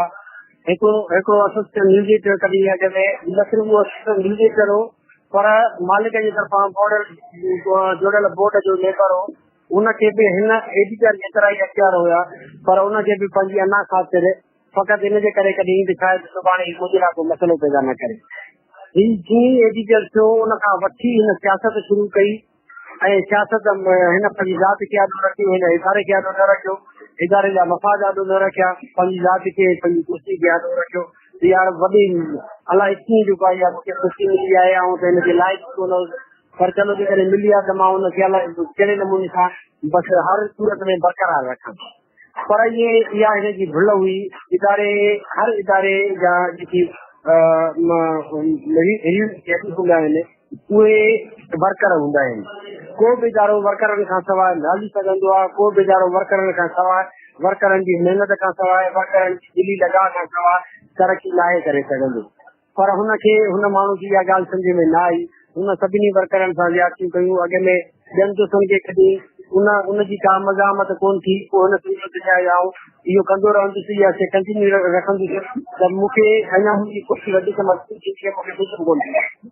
मालिक ताईं हुन जूं माना सिर्फ़ु मालिक अफ़सोस थी वियो आहे त मालिक फ़क़ति हिक माण्हू सां ऑनलाइन हूंदो आहे। जेकॾहिं मालिक सभिनी वर्करनि सां ऑनलाइन हुजे त अॼु खां साल अॻ में पधिरो थी चुको हुजे आहे त हीउ माण्हू कहिड़े क़िस्म जो आहे। तो मालिक जेको आहे फ़क़ति हिन सां ऑनलाइन जो हूंदो आहे। हिनखे ही मालिक खे ग़लति फहमियूं, ग़लति ॻाल्हियूं पूरो वर्करनि जे ख़िलाफ़ भड़काईंदो रहियो आहे ऐं जंहिं वर्कर जे ख़िलाफ़ भड़काईंदो आहे उनखे उन वर्कर खे इदारे मां हुन निकाली ॾियाराई आहे। आख़िर उहे सभु ज़्यादतियूं, सभु जेकी माण्हुनि जे ज़हन में हुयूं उहे लावा पची तयारु थिया। उन खां पोइ ॿिए मीडिएटर खे कढी उन वक़्तु हिनजी का मज़ामत कोन थी। मुंडे आयो हुयो, घर आयो हुयो हली तयारु जेको आहे उस्ताद इल्ताफ़ खे नौकिरी मां कढां थो, तूं मुंहिंजो साथ ॾे। मूं चयो उस्ताद तूं छाजे लाइ थो कढी? हुनखे अहिड़े क़िस्म जी का हुन ग़लती कई आहे ऐं इख़्तियार जा के पैसा आहिनि उहे हुन जेको आहे ग़लति ॾिना आहिनि इदारे खे। सॼो कूड़ सॼो हिन ड्रामो कयो। कंहिं बि क़िस्म जी अहिड़े क़िस्म जी ॻाल्हि कोन। मालिक ताईं मालिक खे बि हुनजे लाइ जेको आहे ग़लति ॻाल्हियूं ॿुधाए भड़काए हुनखे। पोइ बि मालिक हुनखे न कढियो। मालिक चयो भई तव्हां हुनखे उस्ताद खे विहारियो। पोइ बि हिन न विहारियो ऐं हिन पंहिंजी बदमाशी करे ऐं पंहिंजी अना खाते उनखे बि नौकिरी मां कढियो, खे कढियो। उन खां पोइ मूंखे मिनतूं कई। मां चलो सॼी देश जा दोस्त, सभु दोस्त वर्कर जा जेकी बि हुआ, जॾहिं आउं कुर्सी ते वेठुसि त हुननि चयो साईं असां तव्हां सां गॾायूं। ठीकु आहे, असां इहो तस्लीम था कयूं। उस्ताद इल्ताफ़ सां ज़्यादती थी आहे, हुनखे ग़लति कढियो वियो आहे। पर जेकॾहिं तव्हां वेहो था ऐं तव्हां कमु कयो था त असां बि कमु करण जे लाइ तयारु आहियूं। असां तव्हां सां गॾु आहियूं। बहितर नमूने सां अख़बार कढी आहे। सॼो 6 महीना 8 महीना कंहिं बि क़िस्म जो को मसइलो कोन हुयो। उन खां पोइ वरी हुनखे जेको आहे इहा जागी त हाणे हीउ बि सीनियर माण्हू आहे, मां हुनजो सवाल ॾेई रहियो आहियां। हीउ मूंखे आख़िर केतिरो वक़्तु बर्दाश्त कंदो या हिनखे थी सघे थो अॻिते हली थो पंहिंजे करे मालिक ताईं हीअ हुनजी रसाई थिए थी त हीउ शायदि मुंहिंजी कुर्सी खे नुक़सानु पहुचाए। मुख़्तलिफ़ क़िस्म जा हुन बहाना घणनि शुरू कया। बहाना करे त भई जेको आहे हिन में ख़बरनि में हीअ खोट आहे, फलाणे में हीअ खोट आहे, तूं माण्हू जेको आहे सभई ॼणनि खे या उन्हनि खे कुझु चङी कोन थो, इदारे में सुभाणे गाॾियूं खपिजी वञनि। अहिड़े क़िस्म जा कूड़ घणे बहाना जवाब ठाहे हिन जेको आहे मूंखे बि नौकिरी मां फारिग कई। जॾहिं मूंखे नौकिरी मां फारिग कई, मूंखे सॼी कापी कढी हुन खां पोइ राति जो घुराए चए तो सुभाणे न अची जा ऐं जेकॾहिं ईंदे त जेको आहे पुलिस बीठल हूंदी हुन खां तूं पंहिंजी बेइज़ती कराईंदे। त मूं चयो त तूं मालिक कोन आहीं। चए थो त न मां मालिक आहियां, मां कढी सघां थो। मूंखे तूं मालिक कोन आहीं। मालिक जेकॾहिं जवाबु ॾींदो त पोइ मसइलो ई कोन्हे, असां हलिया वेंदासीं, आउं भालियो वेंदुसि। पर हिन चयो त न जेको पाण खे टकाए सघूं ऐं मां तोखे फारिग थो कयां, सुभाणे खां न अची जा। उन खां पोइ सभिनी दोस्तनि खे जॾहिं ख़बर पई त हिंदा सीनियर खे फारिग कयो आहे लीडर खे, त हू सभु वर्कर दोस्त जेकी बि वर्कर हुआ, फील्ड लीडर हुआ, ऑपरेटर हुआ, सब एडिटर हुआ, उन्हनि सभिनी एहतियात कयो त साईं असां कमु न कंदासीं। कलाक सोब जी हेड ऑफिस जा सभु वर्कर एहतियात कंदा रहिया ऐं हिन जेको आहे हिकिड़ो लूसी वॾेरो बि जेको आहे कंहिं उता कटे अहिड़े क़िस्म में जेको आहे पंहिंजनि हारनि खे नाहे रोकी वियो। पुलिस जे ज़रिए हुनजी तजलील न कंदो आहे। जहिड़े नमूने सां हिन सीनियर साहब ॾिनी, हिन खां वधीक सीनियर साहब जे 20 साल 25 साल सहाफ़त में पंहिंजी उमिरियूं ॾिनियूं आहिनि। उन्हनि जी हिन मामूली जेको आहे एहलकारनि जे हथां उन्हनि जी तजरील कराई, उन्हनि खे धिका ॼाराया त छा को बि जी शौर माण्हू इहे ज़्यादतियूं, अहिड़े क़िस्म जा ज़ालिमाना रवैया, अहिड़े क़िस्म जी जेको आहे वॾेरा छाई। पर ही वॾेरा इदारा आहिनि, इख़बारी इदारा आहिनि। असां सभिनी मजलूमनि जो आवाज़ आहियूं। जॾहिं असीं पाण जॾहिं उन शइ जो तमाशो थियूं ऐं हिकिड़ो लूसी क़िस्म जो माण्हू उहो वेही जेको आहे इदारे जो तमाशो करे, सॼे इदारे खे बदनाम करे, सॼी सिंध में बदनाम करे, त छा इहो मालिक खां इहा शइ बर्दाश्त थिए थी या इहा शइ बर्दाश्त थींदी? घटि में घटि ज़ाहिर आहे असांखे यकीन आहे त हुन खां इहा शइ बर्दाश्त न थींदी। जिन सभिनी वर्करनि जी जेका आहे बेइज़ती कराई आहे, असां उन वक़्त ताईं इहो इतिहास जारी रखंदासीं जेसि ताईं हिन जाली क़िस्म जे माण्हू खे, वर्कर दुश्मन खे हिन इदारे मां निकाली न थी वञे। वॾी महिरबानी। इमदाद साईं, असां तव्हां सां मौजूदु जेके ॿिया साथी आहिनि सभिनी सां ॻाल्हाइण चाहींदासीं। जी साईं, ही पंहिंजे नाले सां पाण बि तारीफ़ कराईंदो ऐं उन इलाइक़े खे ॾियां थो, उहो जेको आहे तव्हां जी। हेलो जाफ़र साहिब, अस्सलाम वालेकुम सलाम। आमीन। तव्हांखे radio voice of Sindh London ते वेलकम चऊं था। अब आप ॿुधायो त हीउ सॼो किसो छा थियो आहे अचानक पूरी सिंध जे अंदरि ऐं सहाफ़ती दुनिया में ही शयूं छिड़ी चुकियूं आहिनि ऐं मुसलसिल ख़ासि तौर ते सोशल मीडिया जे मथां माण्हू मुख़्तलिफ़ ॻाल्हियूं लिखनि पिया। हक़ीक़त छा आहे तव्हां ॿुधायो? पर हक़ीक़त इहा आहे त गुज़िरियल 8 सालनि खां पोइ वर्कर सब एडिटर आहियां। उन खां अॻु में मां मुख़्तलिफ़ इदारनि में कमु कयो आहे, तव्हांजे अंदर में कमु कयो आहे। ऐं गुज़िरियल 8 सालनि खां पोइ 8 सालनि दौरान पहिरीं ज़हीर शाह साहिब हो, उन खां पोइ उहो निकितो ऐं उन खां पोइ ज़हीर शाह साहिब खे ज़हीर शाह साहिब असुल जूनियर आहे, जेको उन खे पर पोइ असां हुनखे खणी आयासीं, कमु कयोसीं ऐं असां मुसलसल कमु कयोसीं। पर हिन माण्हूअ जो जेको रवैयो आहे वर्करनि सां, जेको हुनजो जेको किरदार आहे, उहो एतिरो त ख़राब ऐं एतिरो त गंदो हिन माण्हूअ इदारे खे पंहिंजी ज़ाती जागीर सम्झी हलाइण जी कोशिशि कई आहे। मुसलसल जेको आहे पंहिंजे जेको आहे जाबराननि फैसलनि जे करे हिन पहिरीं सीनियर जेको न्यूज़ एडिटर हो, जेको असां सभिनी खां सीनियर आहे, तक़रीबन असांजे उस्ताद जी हिते उनखे ॿाहिरि कढियो। उन खां पोइ मालिक जॾहिं हिनखे रखियो हो तॾहिं हुनजी वर्किंग कमेटी ठाही हुई ऐं खणी करे हिकु जेतिरा अख़्तियार ॾिना हुआ। हुनमें वाहिद कान हो, अल्ताफ़ ज़हरा जो ऐं पाण हेॾी ऐं हुन मालिक जो इहो चवणु हो त बाबा जेके फैसला थींदा उहे इहे 3 माण्हू गॾिजी कंदा, इहो बोर्ड कंदो, इहो बोर्ड आहे, हिकिड़ो कमेटी आहे, बोर्ड आहे, उहे वेही फैसला कंदा। हिन माण्हू हिकिड़े महीने जे अंदरि उन्हनि 2 जेके बोर्ड जा मेंबर हुआ उन्हनि खे ॿाहिरि कढियो ऐं उन खां पोइ मालिक सां सिर्फ़ु पाण राब्ते में रहियो, ॿिए कंहिंखे राब्ते में रहियो ऐं मुसलसल ज़ियादतियूं कंदो आयो। मोहम्मद अली जागीरानी खे कढियईं। उन खां पोइ जेको ट्रस्टी हो मेराण मां आयो हो, उन वीचारे जे पुट खे कैंसर, 10,000 पघार उनखे इहो चई सघे इदारे ते तव्हां ॿाहिरि आहियो ऐं तव्हां जेको आहे तव्हांखे इदारो बर्दाश्त नथो करे। हुन वीचारे मिनथूं कयूं, असां सभिनी हुनखे चयो त बाबा तव्हां असांजे पघार मां 1,000 2,000 कटियो, हिन दोस्त खे फारिग न कयो। पर पोइ बि हुन चयो त मां एडिटर आहियां, मुंहिंजो फ़ैसिलो आहे, असांखे हुनखे ज़लील करे पार करे छॾी। उन खां पोइ असांजो ॿियो जेको सीनियर न्यूज़ एडिटर आहे, जंहिंखे उस्ताद अल्ताफ़ ज़हरा खां पोइ डेस्क ते विहारियो वियो, इमदाद सूत्रो, उनखे इन साॻिए ई तरीक़े सां मैसेज करे बदनाम करे ऐं उन खां पोइ हुनखे खारिज कयो। जंहिं ते असां सभिनी दोस्तनि एहतिजाज कयो। असां चयो त बाबा हीउ कहिड़ो तरीक़ो आहे, तूं रोज़ माण्हू कढंदो थो वञी, पंहिंजे अना जे करे, पंहिंजे ज़ाती अफ़राद जे करे, इहो मूंसां सही नथो हले। बाबा तोसां सही केरु कोन थो हले, असां सभई वेठा आहियूं, असांजा कमु थो वठे, असां 8 एडिटर आहियूं जेके डेस्क ते वेही कमु था कयूं, 12 हफ़्ते जो रोज़ आहिर अख़बार था करूं, हिकिड़े सब एडिटर वटि 10 ज़िला आहिनि, 5 ज़िला आहिनि, 6 ज़िला आहिनि, हिकिड़ो सब एडिटर मोकल ते आहे, कंहिंखे का एमरजेंसी उनखे कमु बंदी था कयूं, उहो सॼो कमु असां न्यूज़ एडिटर जो। हुन चयो त बाबा जेको आहे बसि मां इन सां नथो हली, बाबा तूं नथो हली सघीं, तूं पंहिंजे ज़ाती मफ़ाद खे घुरिशी, इदारे जे मफ़ाद खे छो न घुरिशी। त हुनजो चवणु इहो जेकर तव्हांखे कमु करिणो आहे त कंहिं ॼण भले सभई निकिरी हुन खां पोइ असां एहतिजाज तौरु हिन दोस्त सां गॾु थियासीं ऐं काल्ह जेको आहे सॼी सिंध ॾिठो त असांखे कीअं रोकियो वियो पुलिस घर ते बीहारे 4 मोबाइल में टेवीह सालनि जे लाइ 50 पुलिस अधिकार घुराए एसएचओ जे मार्फत असांखे गेट ते रोकियो वियो। सहाफ़ती इदारो हो, सहाफ़ती इदारे जे तारीख़ में पहिरियों भेरो ईअं थियो आहे त तव्हां जेका वर्कर कमु करण पिया अचनि, हलो ठीकु आहे, इमदाद थींदो तो ॿिया वर्कर त कमु करण पिया आया न, तव्हां उन्हनि खे जोड़ो। जॾहिं असां पुछियो पिया त असांखे एसएचओ चए थो त तव्हां एसएसपी सां ॻाल्हायो। असां एसएसपी जे अख़बार में कमु पिया कयूं, असां त साफ़ ई हुआसीं, असां वर्कर हुआसीं, असां कमु करण आया हुआसीं। तव्हां असांखे कमु करणु ॾियो न। तव्हां असांखे कमु करण खां रोकियो, असांखे ज़लील कयो, असांखे धिका ॾियारिया, ॿियो त कयो, पर हाजी साहब हाजी रेशम ज़रदारी साहब जे अख़बार आहे उन गुज़िरियल साल में ऐलान कयो हो त बाबा हर साल रमज़ान महीने में 4 दोस्त जेके आहिनि, 4 वर्कर जेके आहिनि, उन्हनि खे असां उमिरि ते मोकिलियूं।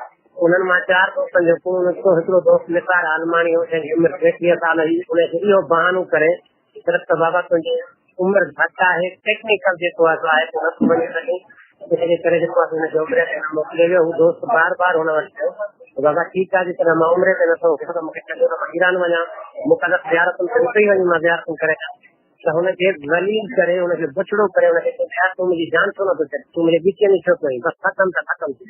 अरे बाबा हुनजो पूरो निकितो आहे, मालिक ऐलान कयो आहे तूं पंहिंजे ज़ाती घर मां जेको आहे हुनखे कोन पियो मोकिले, पंहिंजे ज़ाती खीसे मां त कोन पियो मोकिले। ऐं इन खां अलावा ताज़ो ई ताज़ो हाणे थारूशा में असांजो दोस्त आहे, साहबी आहे, रपोट आहे, मलूक अब्बासी, उन हिकु ठेकेदार खिलाफ़ स्टोरी हणी उनखे मुअतल कराए, उनखे हिन मुअतल कई। उनखे उन सॼे मामले ते सॼी सिंध जा साहबी जेको आहे एहतिजाज शामिल थिया, एसयूजे जो अॻुवाण, पीएसयूजे जा अॻुवाण, लालासत पठान ॿिया थिया, सभु दोस्त जेको आहे एहतिजाज थिया। थारूशा में तारीख़ी एहतिजाज थियो।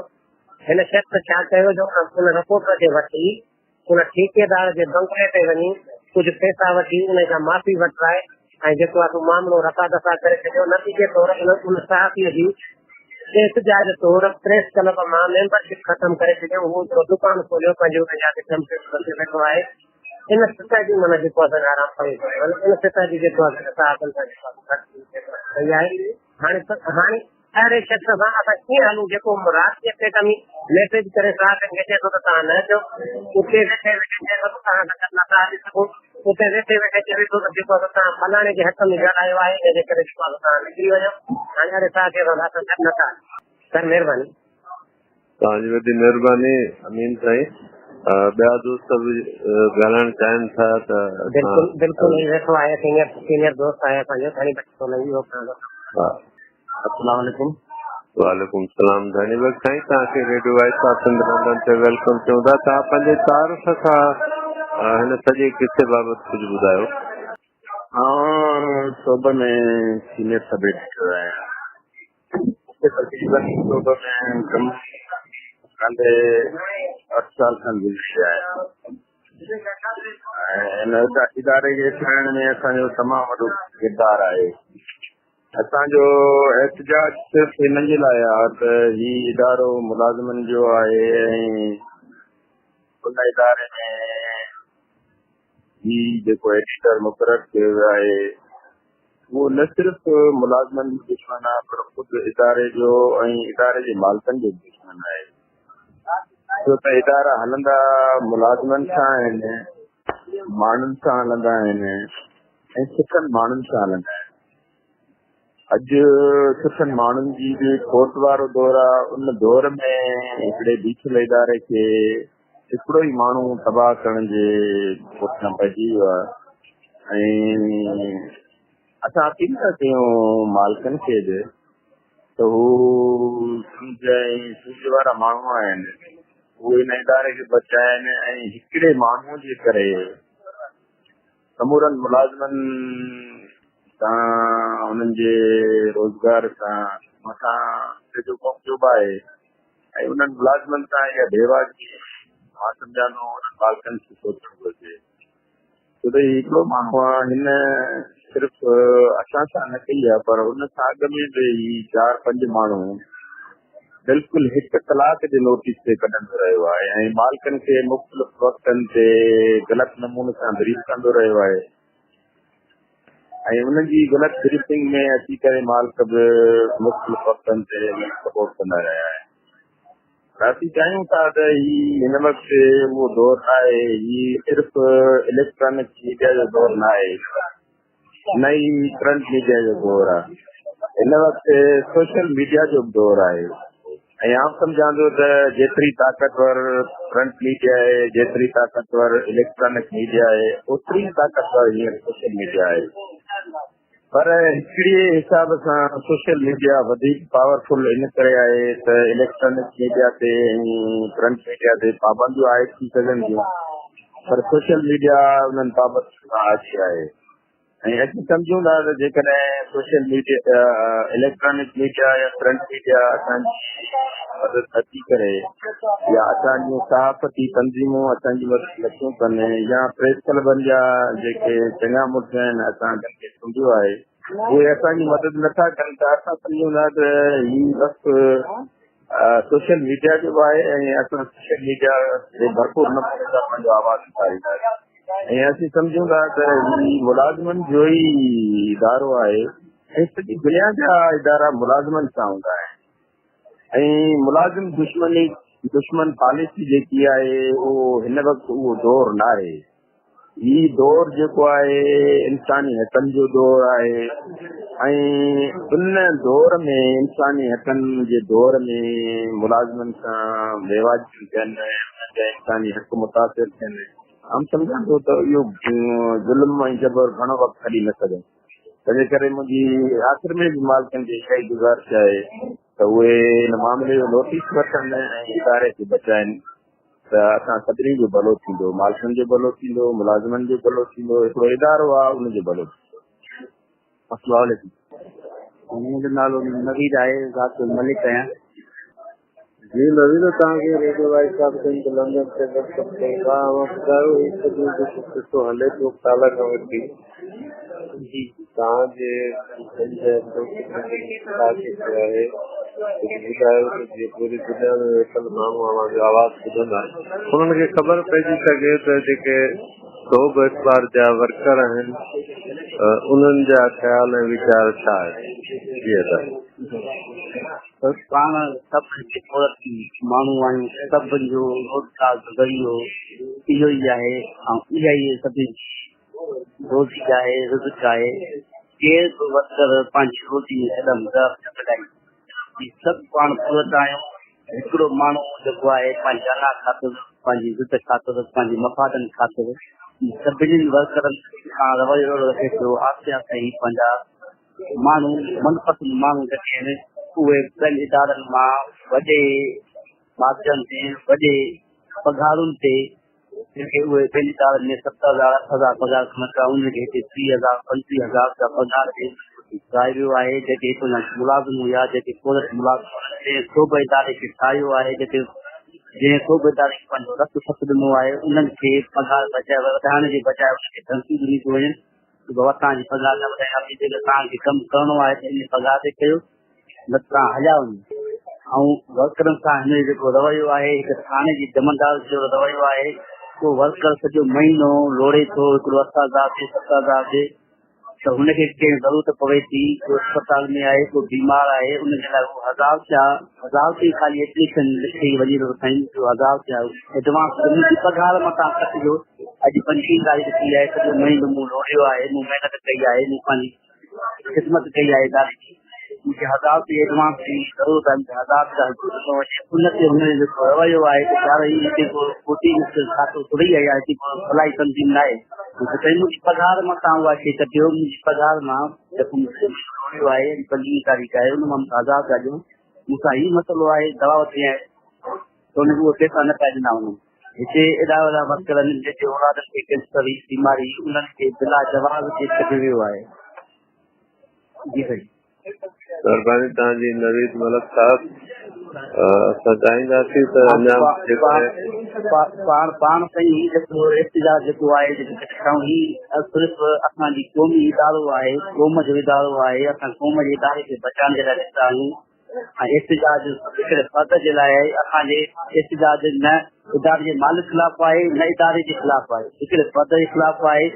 हीउ क़ौमी इदारो आहे, क़ौमी इदारे खे बचाइण जे लाइ निकिता आहियूं असांजी इहो ई एतिजाज आहे रिकॉर्ड कयो इदारे खे बचाए वञे हिकिड़े फर्ज़ खे हटाए वञे त बहितर आहे हेॾो हिकिड़ो फर्ज़ आहे होॾो पूरो इदारे जा वर्कर मुलाज़िम जंहिंमें senior sub editor computer operator टेक्नीकर टेक्निकल माण्हू आहिनि ऐं होॾो हिकिड़ो शख़्स आहे जो इदारे खे यरगुमाल बणाई वेठो आहे मुलाज़िमनि खे यरगुमाल बणाई वेठो आहे पंहिंजे अना ख़ातिर पंहिंजे वॾेरे की निज़ाम ते क़ाइमु आहे महिरबानी करे इन हिकिड़े शख़्स खे हटायो वञे ऐं पूरे वर्करनि जी जेका रोज़ी आहे चुल्ह आहे उनखे ॿारे वञी ॿीहर उनजो मुआश कतनाम बंदि कयो वञे महिरबानी तव्हांजी वाहिद थो ॻाल्हायां साईं वाहिद साईं तव्हांखे radio voice of Sindh London ते वेलकम चऊं था अॼोके हिन एहतिजाज में शरीक आहियो अवां ॿुधायो त हिकु ताहिराना नज़र विझो ऐं ॿुधायो त छा आहे जेको हक़ीक़त छा आहे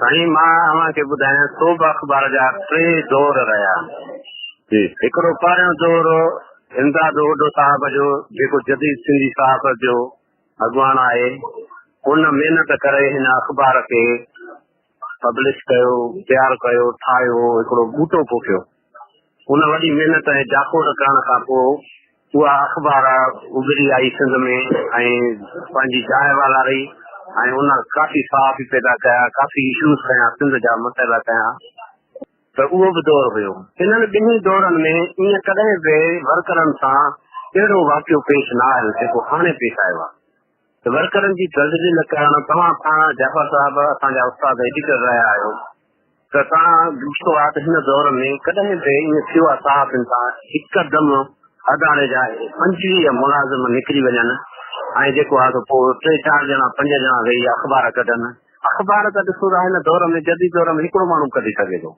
पर उहा अख़बार न हूंदी पर अख़बार में उहो रूह बि न हूंदो उहा अख़बार गंद किचिरो माण्हुनि जे हथनि में हूंदी जी तो मालिक त अख़बार चाहे थो त वॾी अख़बार थिए पर हाणे वॾी कॾहिं अख़बार थींदी कॾहिं वर्करनि सां पूरे माण्हुनि सां जिन खे इल्मु अदब ऐं साञा आहे शऊर आहे पंहिंजे तारीख़ ते बरतरफ़ आहे उहे माण्हू अख़बार खे अॻिते जेको आहे वठी सघनि था ऐं ज़हन फतह जेके कंदा आहिनि उहे इल्मु कंदा आहिनि ईअं जेको आहे ॼच का माहौल कोन हूंदा आहिनि वर्करनि खे एट टाइम माना हुन वॾेरो रवैयो ॼारियानो रवैयो रखियो वञे इहा तज़लील कराई वई मिसाल ॻाल्हि कल्ह वर्कर अख़बार में अचनि पिया पुलिस बीहारे कार्ड बीहारिया विया पुलिस खे वर्करनि खे रोकियो त हू पुलिस माना वर्करनि वटि छा हुयो कलम हुया हथ में होॾा हथियार हुया इहे रवैया जेके आहिनि न ॾाढा ख़राब आहिनि हींअर जदीद दौर आहे सहाफ़त जो जदीद दौर आहे हींअर जेकॾहिं तव्हां अख़बार खे बि एतिरो माना नथो पढ़े वञे जेको सोशल मीडिया ते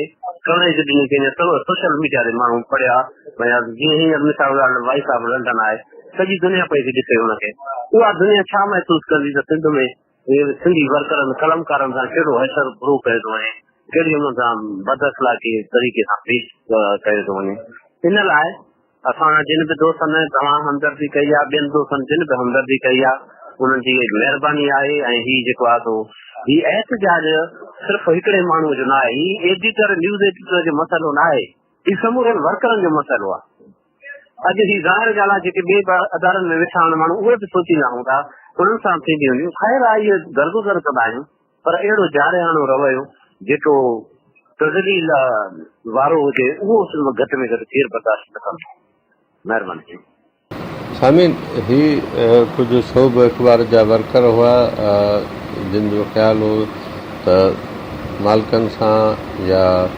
ॿियो कंहिंसां बि संदन तकरार न आहे पर हिकु शख़्सियत जेका अख़बार जे एडिटर तौरु मौजूदु आहे संदन सभु जेके इख़्तिलाफ़ आहिनि उहे सिर्फ़ु ऐं सिर्फ़ु हुन एडिटर ज़हीर शाह साहिब सां आहिनि असांखे उमेदु आहे सामीन त हिन क़िस्म जा जेके सिंध जे अंदरि वर्करनि सां प्रॉब्लम पेश अचनि था इन्हनि बाबति अव्हां बि यकीननि पंहिंजे सोच ऐं वीचार खां कमु वठी मदद कंदा उन्हनि माण्हुनि जी जेके ईदनि जे हिननि ॾींहंनि में रमज़ान शरीफ़ जे महीने दौरान पंहिंजनि रोज़गारनि खां महरूम थियनि था जाफ़र मेमण खे हैदराबाद मां इजाज़त ॾींदा ऐं ॿुधंदा रहंदा radio voice of Sindh London.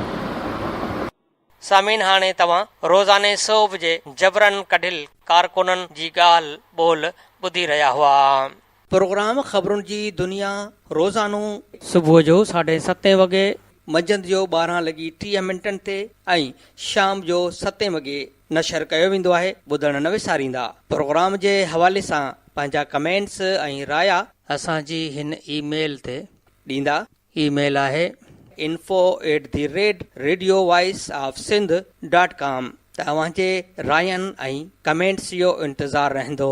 हाणे radio voice of Sindh London जे प्रोग्राम ख़बरुनि जी दुनिया जो वक़्तु पुॼाणीअ ते पहुतो।